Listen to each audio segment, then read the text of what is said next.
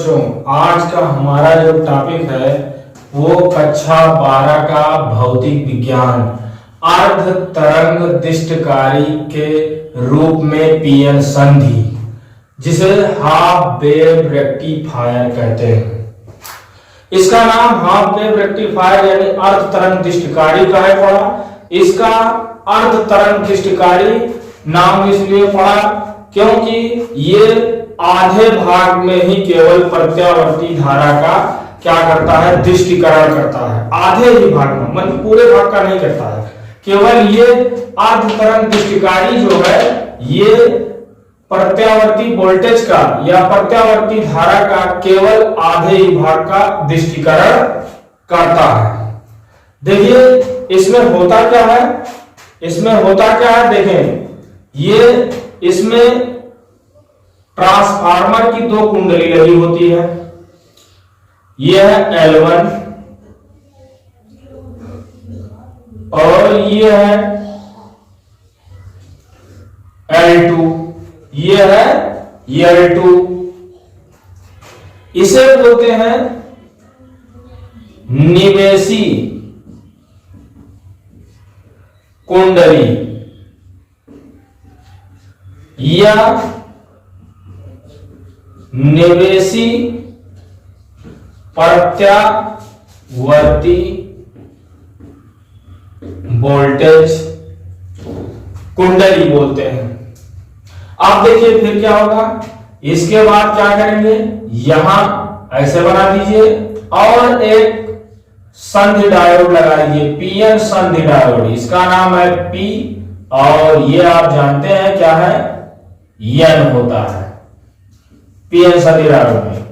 और ये कर दीजिए और नीचे से ऐसे बना दीजिए और यहां पर एक लोड प्रतिरोध लगा दीजिए RL, जिसे बोलते हैं लोड प्रतिरोध। या यहीं पर लिखा होता है निर्गत वोल्टेज या निर्गत धारा। आप जानते हैं निर्गत धारा माने निकलने वाली, जो निकले, ये इसका नाम पड़ जाता है निर्गत वोल्टेज। मतलब जिस पर हम लगाते हैं, जो लोड लेते हैं, वही क्या है यहां पर होता है निर्गत वोल्टेज या निर्गत धारा, या इसे क्या बोलते हैं, लोड प्रतिरोध। ये इसका नाम डाल देते हैं X Y, जो इच्छा हो। आप जन्मसिद्ध अधिकार है, आपको भारत देश के नागरिक हैं, आप जो भी मर्जी हो वो डाल दीजिए। X Y लिख दीजिए, यहां पर A लिख दीजिए और यहां पर B लिख दीजिए ताकि जानकारी हासिल हो। तो ये होता है अर्ध तरंग दिष्टकारी का संरचना। ये होती है संरचना इसकी भैया। संरचना में क्या होता है, इसकी प्राथमिक कुंडली L1 लगी होती है, द्वितीय कुंडली L2 लगी होती है। L2 से क्या होता है, संधि डायोड लगा होता है और एक लोड प्रतिरोध लगा होता है, जिसे हमें क्या करना है, दिष्टीकरण करना है दिष्ट धारा का। अब देखिए इसकी कार्यविधि क्या होती है। कार्यविधि कैसे होता है, क्या होता है मेन पर्पस, जो मेन आर्मी का जो नाम होता है आजकल जानते हैं, वो कामेश पता चलता है। तो देखिए इसका काम क्या होता है, काम से थोड़ा जाना जाए इस पर। काम है इसका क्या, कार्य विधि। इसका देखिए काम कैसे पता चलेगा, थोड़ा ध्यान दें, इस ग्राफ को समझें। यहां पर ऐसे ग्राफ बना लें और ये ग्राफ यहां पर लिख लें निवेशी वोल्टेज, और यहां लिख लें निर्गत धारा या निर्गत धारा जो यहां से निकली है वो। तो देखिए निवेशी वोल्टेज ये होगा, यहां का वोल्टेज होगा, और ये जो निर्गत धारा होगी वो यहां पर मिलेगा हमें, यह निवेशी वोल्टेज। आइए ध्यान दें, आप बना लीजिए, जानते होंगे ये आधे चक्र के लिए, फिर आधा जोड़ेंगे भैया, तो आप जानते हैं आधा जुड़ा आधाम, आधाम तो क्या हुआ, पूरा माने पूरा चक्र। फिर क्या करें, आधा कर ले तो ये कितना हो जाएगा, आधा में आधा जोड़ी तो भैया 1.5 आई, जिसे 3/2 टी कहेंगे। और फिर आप और आगे चल लें तो ये क्या है, इसका ये 2t है। मतलब दो चक्र की बात हम कर रहे हैं। बना सकते हैं आप जितना है, आप आजाद देश के नागरिक हैं, जितना बनाना हो उतना आप बना सकते हैं, हम ये नहीं कहते हैं। आप बस इतना ध्यान दीजिए कि जितना हमारे पास पर्याप्त जगह है उतने बनाएंगे भैया। आप देखिए इसका काम क्या होता है, जब निवेशी कुंडली को प्रत्यावर्ती वोल्टेज से जोड़ा जाता है, जब निवेशी कुंडली को प्रत्यावर्ती वोल्टेज से जोड़ा जाता है, तो जब ए सिरा बी के सापेक्ष धन पे रहेगा, जब धन पे है, तो धन पे जब रहेगा तब क्या होता है, ये पीएन संधि डायोड अग्र अभिनत में होगा, माने अग्र होगा।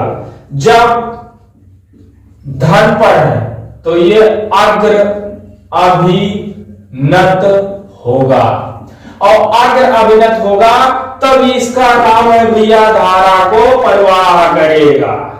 मतलब क्या है, इसमें से धारा गुजरेगी। तो भैया जब ये आधे चक्र में क्या होगा, ये अग्र अभिनत में है, मतलब धन विभव पर है, धन ऊपर माना जाता है तो धन है, तो यहां पर धारा बहेगी भैया। पुनः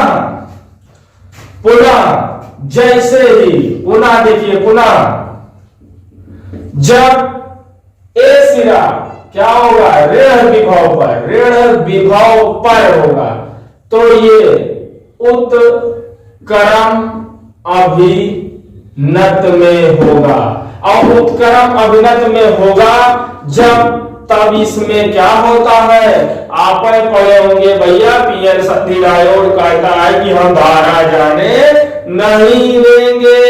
तो भैया ऐसे ही ये क्या होगा, ये ऋण की तरफ जाएगा, एम्मा धारा ना वही भैया। पुनः जैसे ही फिर ये क्या होगा, ये प्लस होगा, ये पुनः प्लस होगा, फिर जैसे ये प्लस पे होगा फिर ये अग्र अभिनत में होगा, और जैसे अग्र अभिनत में होगा जैसे भैया ये फिर ऊपर जाएगा, तो ये क्या करेगा, ये धारा इसमें जाने देगा। तो इस चक्र में भैया यहां पर धारा बहेगी, समझ पाए। पुनः फिर देखिए, जैसे ही फिर ये जैसे क्या होगा, ऋण विभव पर होगा, इसका सिरा ये ऋण पर होगा, ये फिर क्या होगा, उत्क्रम अभिनत में होगा, और उत्क्रम अभिनत में होगा तब इसका काम है क्या है, धारा यहां से नहीं निकलेगी, और नहीं निकलेगी तो देखिए इसको ऐसे आप तो जाएंगे, लेकिन यहां धारा नहीं होगी। देखिए धारा होगी, धारा नहीं होगी, क्योंकि आप देखिए ये कहां है, उत्क्रम अभिनत में धारा होगी और धारा नहीं होगी। समझ पाए भैया? तो आप क्या जान पाए, ये जान पाए कि आजकल ज्यादातर नाम या किसी का नाम, जैसे मान लो किसी का नाम ऐसे है, मान लो वो बम दागता है तो उसका नाम हो जाएगा बम बहादुर सिंह। मान लीजिए कि वो चोरी करता है तो उसका नाम चोर सिंह। अगर मान लो वो क्या करता है, बैंक में है तो उसे कहेंगे कि बैंक हो भैया मैनेजर होंगे, ऐसे नाम हो जाता है। तो वैसे भैया इसका काम क्या है, इसका काम है निवेशी प्रत्यावर्ती वोल्टेज को क्या करना है, अर्धदिष्टकारी वोल्टेज में केवल आधे भाग में ही उसका वाहन करना। तो नाम से स्पष्ट है भैया, ये नाम से स्पष्ट है या इसके काम से ही स्पष्ट है कि इसका काम है आधे भाग में ही निर्गत धारा वह निवेशी धारा का ही वो क्या करता है और वाहन करता है। इसीलिए नाम पड़ गया अर्ध तरंग दिष्टकारी का रूप में इसका नाम पड़ गया भैया। समझ पाए भैया? यही इसका हमारा बताने का परम उद्देश्य है। मास्टर जी इसे ऐसा बताते हैं जैसे लगता है कि लड़के को ऐसा बता देंगे कि लड़का जान ही नहीं पाता है और लड़का घबरा जाता है। आशा है कि हमारा बताया हुआ आप लोगों को ज्यादा समझ में आया होगा। धन्यवाद।